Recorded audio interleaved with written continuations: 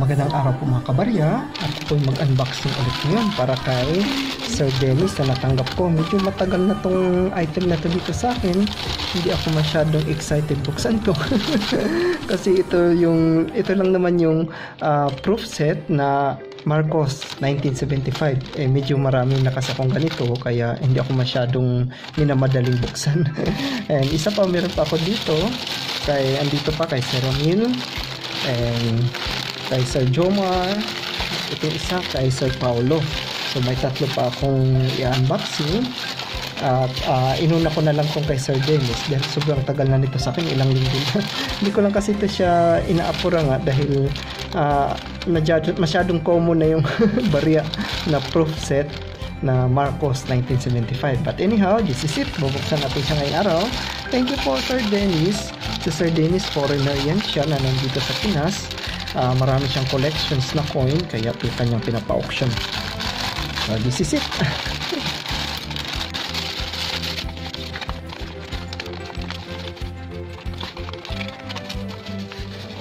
Okay mga kabara, ito na po. Ayan na, sumisilip na siya. Ayan. Oh, meron na siyang mga scratches. Ano, hindi siya scratches, parang dumi siya. Hindi ako sure kung paano yan siya linisin. Parang meron siyang mga, hindi siya scratches sa box, parang may paint, parang may natalsikan ng paint kulay, o di ko sure. So far okay pa naman yung box. Ayan, meron lang mga ano siya, kasi wala na siyang outer box, yung parang sleeve. Kaya ito yung nagiging common problem pag wala na yung sleeve ng ating coin box. Madali siyang kapitan ng dumi, and also yun, dumikit na yung mga ano nila. Kaya mas maigi talaga pag mayroon siyang box, o kaya gawan na lang natin kung wala. So ito na po Sir Dennis, thank you po, na-receive ko na yung item. So maraming salamat po. Thank you very much Sir Dennis, I already received the item. So mabuhay po kayo, maraming salamat. Silipin na natin. Masyado siyang nadiin. Oh, napansin nyo, see? I don't know kung anong dahilan nito. Ayan, na-press masyado during the shipment. Ayan, na ano siya masyado nadiin. Oh my god. Okay, slowly. Okay, so careful na lang tayo. Masyado siyang nadiin doon na part. Balik nga natin kung normal sa kanya. Okay, hindi na. Ayan, bumalik na siya. Kinabahan ako kanina. Kasi siguro sa shipping, nadiin masyado nila. Pasaway itong mga shipment natin, mga courier. So ito na yung item. So yan na po yung kanyang box na meron lang mga, hindi siya scratches. Akala ko scratches. So nakuha to kay Sir Dennis sa kanyang online auction sa mas mababang halaga. Kaya thankful ako na sa akin siya na-close at nasaktuhan ko na wala nang ibang nag-bid. Kaya medyo mababa lang talaga siya. Okay, so ito yung kanyang literature 1975 proof set coinage of the Philippines. Meron siyang proof set information. Ang ano lang dito nakakadismaya, wala siyang technical specification. Di natin masabi yung kung ano yung mga metal compositions nila, yung diameter at weight. So meron diameter pero yung weight wala. Tapos metal composition kung silver, nickel or copper, ano lang sa kanya, 50 pesos so 40 mm. And then sino yung pinotrade ko? Si Ferdinand Marcos, andyan din si Emilio Aguinaldo, and then si Marcos, si Rizal, si Lona, Baltasar, Aquino at Lapu-Lapu. Pero yun nga, wala dito yung isa sa pinaka-importante na dapat nandito yung anong composition ng metal, kung silver ba siya or nickel lang. So yun yung wala sa proof set na ganito. Meron silang certificate of authenticity, and then ano ba itong isa pa, information about the coin. Meron din siyang another literature. So yung mga ganitong proof set, meron silang tatlong papel parate, yung certificate at dalawang literature. And wala, ito na yung item. Okay, careful. Ayan, medyo dusty siya. Medyo may dusty siya. Dapat ganun siya pagkalagay. Bakit kaya baliktad? Kasi nakaakma siya dito sa mga holes. Dapat ganun sila para flatten. Yun siya. Hindi ako sure bakit ganun yung pagkalagay nila. Na-receive natin siyang nakaganyan. So, madidiin talaga sila dito. But anyhow, wala naman pong problem. Hindi naman po siya na-damage. Pero yun nga lang, dapat nakaganon sila. Okay? So ito na po yung coin set. Nakasulat dito Republic of the Philippines proof set. Si Marcos na nickel, ito siya yung silver 1975, at yung si Emilio Aguinaldo na silver. So mapansin nyo, mas malaki to siya dahil 50 peso. Ito naman siya ay 25 at yan siya ay 5. So nagbabago yung diameter nila. I think nandito yan. Tingnan natin. Ayan, so nandito nga. So sabi dito yung 50 peso ay 40 mm. Ito siyang 25 is 38 mm. And then yung maliit na 5 peso ay 36 mm. So kung mapansin nyo, naglumiliit yung diameter. So pro finish, so yan po yung pro finish para tayong nananalamin. Ayan, focus natin. So yan po yung pro finish. Kung itutok natin ng husto, may napansin ako dito. Parang may nagkaano na siya sa loob. Hindi, sa plastic lang. Akala ko nagkakaroon na siya ng white spot. Kasi parang siya sa loob eh. Sorry, maarte talaga ako. May siya sa loob. Yun pala sa plastic lang kasi parang hindi siya nasara ng maayos. I think yun yung reason dahil nakaganyan yung lagay niya, hindi siya nasasara ng maayos. Kung napansin ko agad, dusty siya eh, parang dusty yung kaya siguro naging dusty din yung plastic. Akala ko may white spot na yung silver kasi common yun sa mga silver na nagkaka white spot at hindi siya magandang tingnan pag proof. And so far nasa plastic lang pala yun, pumasok dumikit yung dust. So, ito na po yung na-receive ko. Maraming salamat po, Sir Dennis. Nakuha ko to siya sa kanyang online auction sa mas mababang halaga. Actually, yung price nito, itong set na to, last year, umaabot to sila ng 7,000 to 7,500. But this year, lalo na ngayong December, bumaba to sila, umaabot na lang ng 6,000 to 6,300. So, ganun karami yung biglang buhos ng supply ngayon sa market, kaya bagsakan presyo nito. Hindi ako sure kung dahil pandemic or dahil Pasko. Pero sure ako, maraming mga nagdatingan o kaya naglabasan na ganitong mga items sa ngayon, kaya bagsak yung presyo niya. Almost 1,000 peso yung binaba. Hindi lang po ito, pati po ibang mga barya ay ganun din po yung mga nangyayari ngayon. Bagsak presyo talaga pagpasok ng December 2022. Kaya masyadong sakit sa puso. For this one, try kong linisin sa aking tissue paper. Meron ako ditong tissue with tissue, yung gamit ng mga bata, pambata. So, try nating linisin kung kaya bang tanggalin. And yes, pwede nga. Ayan. Hindi nga siya scratches. Parang dumi lang siya na dumikit. So, kulang lang to siya sa linis dahil most likely yung lagayan nito ni Sir ay exposed sa hangin o kaya sa mga alikabok.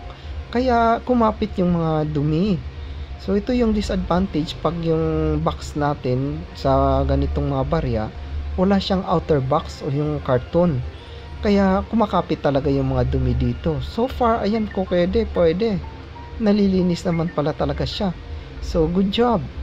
Okay, try din nating linisin yung blister pack niya. Kasi may napansin ako ditong mga particles. Ayan, dumikit siya sa blister pack. Yung parang cardboard niya or dito sa papel na ano ba to, di ako sure anong tawag dito, but I'm sure merong mga alikabok kasi na parang tumigas na, and which is nare-remove lang pala siya sa careful na lang tayo dahil baka masira. Oops, bawal pala siya sa loob, ilabas natin dahil medyo basa pa. Try ko rin dito sa box ulit yung sa mga gilid. So, I'm very happy na okay pala, so walang problema. Kala ko talaga scratches, but duda ko talaga hindi siya scratches, and so far kulang lang talaga siya sa linis. Kaya yan, gumanda na ulit yung box niya. Pwede ng pang malakasan. So yun lang pala ang kulang dito. Kulang lang po talaga siya sa linis. So yan po mga kabarya, napakaganda na ulit, presentable na, tumingkad yung kanyang kulay. So yun lang po pala yung kulang dito so far. So ayan po, sa loob, ayan, kita pansin nyo, tumingkad talaga yung kulay niya. Kulang lang talaga siya sa linis. Duda ko kasi ginawa to ni Sir, naka-display to siya sa labas, parang ganyan lang, nakapatong lang, o kaya nasa loob ng display cabinet. Na-expose talaga siya sa sa air. Pag nasa-expose kasi sa air, kahit na itong papel, pansin ko, nag-iba din yung kanyang kulay, parang nag-yellowish siya dito sa mga gilid. Kaya buti na lang hindi nag-tone yung barya, silyado pa rin talaga. 1, 2, 3, 4, 5, 6. So pang-anim na pala. So silipin na lang din natin yung iba kong mga barya since nandito na. So may 5 pa ako dito na may iba-ibang kwento. Ayan. Since nandito na, binuksan na natin yung mga set na proof. So ito siya, ganito ko lang siya nabili. Hinahanapan ko pa to ng box and koa. Hindi ko lang naasikaso. So ito yung Isa kong set. Hindi ko sure kung kanino ko to siya nabili. Di ko na matandaan. So this one, wala pang outer box, which is yun din plano ko, yung nagkuha ko kay Sir Dennis. So dalawa na sila, walang box. So dapat malagyan din to. This is also 1975. Ayan yung Marcos. So dalawa na sila, yung may mga box na walang mga outer box, walang sleeves. And then, so ito yung isa kong ginawa na may protection for temporary. Okay, so effective na rin siya kahit ganito lang ilagay natin para lang maprotektahan, hindi siya magasgasan o kaya ano yung kulay. Okay, so another 1975. So this one kahit ganito lang temporary, pwede na. Or yung itong dalawa, balutin ko na lang ng bubble sheet para maproteksyonan kasi kailangan may protection sila talaga eh. Hindi pwedeng naka-expose. Medyo masikip na. Then balutin natin siya ulit. Bihira ko lang kasi ito silang nilalabas. Yun nga lang, nakakadismaya dahil bumaba yung presyo. So pangatlo. So pang-apat, ito yung pang-lima, 1, 2, 3, 4. So pang-apat pala, ito pala yung pang-lima.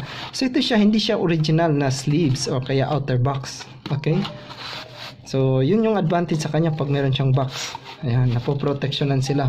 Pero ito siya ay gawa lamang. So ito yung plano kong gayahin ulit. Gagawa ulit ako para dito sa kanila. Ayan, para may protection sila. So hindi lang ako nagkaroon ng time. Ano lang to siya, cardboard. Kasi yung original nito, malalaman mo namang original dahil may nakasulat talaga. Ayan, Republic of the Philippines. So ito yung original talaga.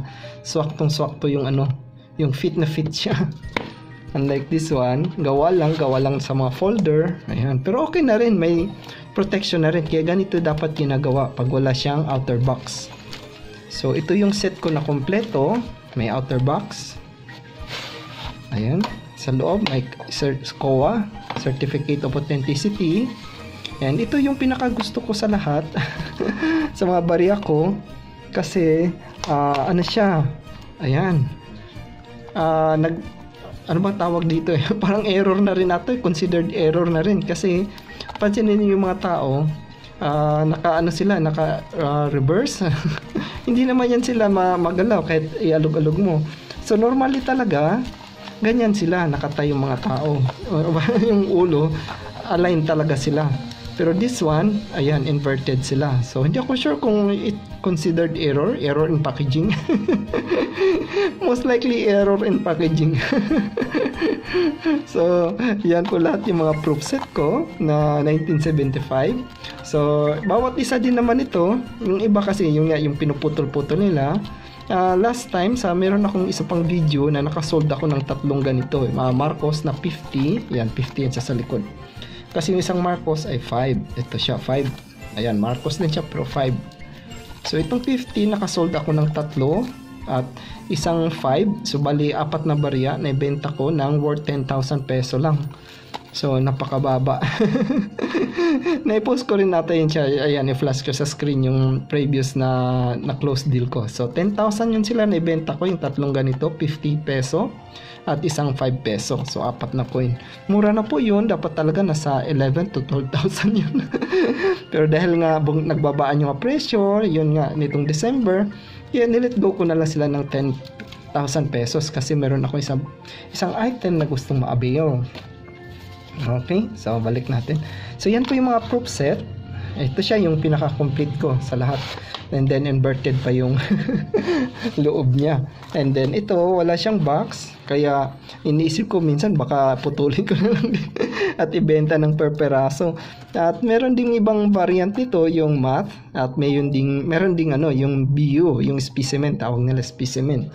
So iba-iba na yung taste ng collector, pero mas para sa akin mas gusto ko yung proof.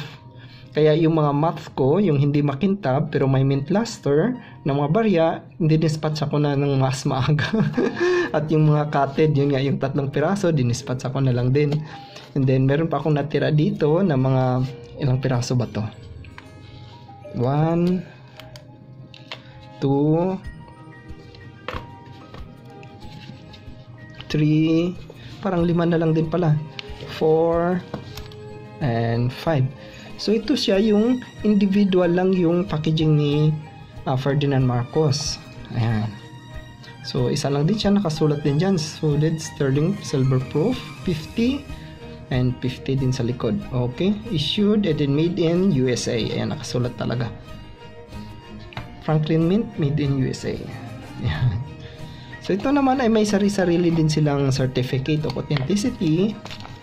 Kung mapansin nyo, yung kanina sa mga proof set, meron din silang certificate. Dito naman, so, yung isang barya lang yung certificate niya. So, dito, dalawa. Merong literature. Ayan. Franklin Mint. Ayan. Saan siya ginawa? Sa US. So, ito yung literature niya. Ito yung certificate of authenticity. And same scenario. Para dito sa mga barya, kundi nakalagay yung technical specification.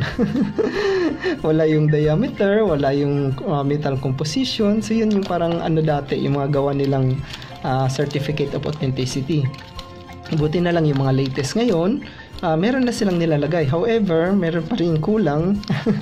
Hindi pa rin nila nilalagay yung yung ilang piraso, mintage. So, yun pa rin disadvantage. Meron yung mga bagong barya ngayon gawa yung Bangko Sentral. Hindi nakalagay pa rin ang mintage. Kaya titingin pa rin tayo sa mga website, sa internet, para doon tayo kukuha ng reference. So, yan po lahat yung mga Marcos ko. I think meron pa akong isa. Nasaan ba yung isa palang nakabox ko? Saglit lang, check ko. Okay, so meron pa pala ako ditong mga Marcos, yung mga naitabi-tabi sa cabinet. Sobrang gulo kasi cabinet, tsaka maliit lang kasi yung pwesto ko, kaya hindi talaga sila na-display, kung baga naitatabi na lang. So ito pa yung isa, ito siya hindi niya official na box. Okay, nabili ko lang to online, dyan ko lang siya nilagay, ayan. So, meron ding 1975 na gold na Marcos, pero ito siya, hindi siya tunay na gold. Silver din to siya. Pagkalam ko, ano to siya, yung matte finish. Yan, yun siya, 50. Ayan. Sa likod. Ayan, 50, 50. Ayan. So, gold-plated lang to siya. Inano nila sa gold. 24K daw. Hindi ako sure, hindi ko na masyadong kabisado. Pero, sabi nila, plated lang daw to. 24K gold. Kaya, ayan, nagkulay ginto siya. Pero silver talaga yung content niya. So, nagustuhan ko siya kasi bihira lang. Tsaka yung original na gold na Marcos na coin, sobrang mahal talaga nun. Naabutan ko yun siya year 2011, yung nag-start ako ng ngongolekta. Yung gold coins, ang kaka-amount lang siya dati ng 20K. Pero ngayon, umaabot na ng 40 to 50,000. Yung mga proof, umaabot pa ng 60K to 70. Depende sa condition kung may box and COA. So, ganun kamahal yung tunay na gold. So, ito siya gold-plated lang. Content niya is silver talaga. So, binilahan ko na lang siya ng box. So, yan, may box siya dyan. Para maging presentable. Bagay sa kanya kasi yung red, mga Marcos. And yung iba naman, kaya pinuputol pala yung mga proof. Kasi pinapadala nila sa US at pagbalik sa Pinas ay graded na. Pag naging graded na yung barya, mas mahal na yung presyohan. Maabot na siya ng almost times 3 yung presyo, kaya mahal na talaga pag nag-graded yung coin. Kaya yun ginagawa nila, kaya pinuputo nila dito. So yun po lahat yung mga para sa Marcos commemorative coins. Medyo naparami na dahil favorite ko kasi sila. So maraming salamat po mga kabarya. Please na lang din po, support yung aking channel, click like, pwede rin mag-comment at mag-subscribe. Thank you po, and mabuhay po kayo. Maraming salamat mga kabarya. Thank you po and God bless. Ayan, magliligpit na. Magliligpit na lang ako. Saglit lang. Nilalagay ko siya sa plastic para hindi magasgasan. Sayang kasi pag magasgasan. Ayan, medyo maarte lang tayo pagdating sa mga collections. Ayan, nilalagay ko sila sa bubble sheet para safety sila parate. And then, ito sila, may mga boxes naman. So, it's okay. Maliban dun sa dalawa, ito siya. Ito yung kay Sir Dennis. O, ito yung kay Sir Dennis, yung may mga bakat-bakat pang natirang puti-puti. Ayun, meron pa dito sa likod.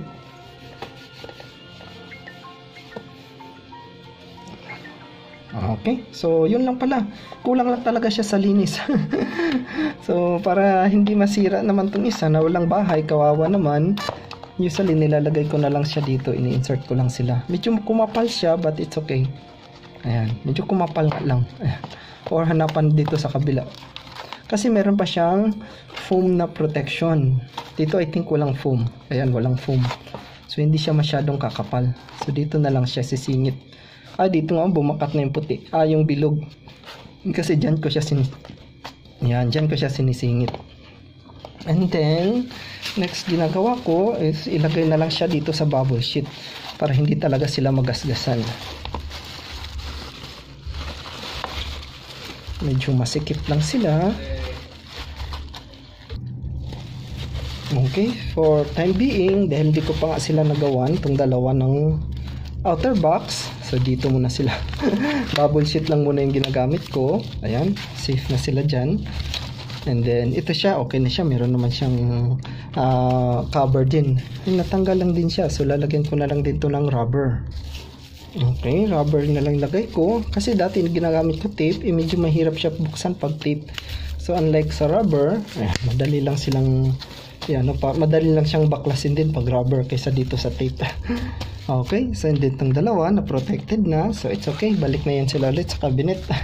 At yung 5 boxes na individual na Marcos. Ayan. At ano ba to? Ayan, tapos ayan, safely na po sila may balik.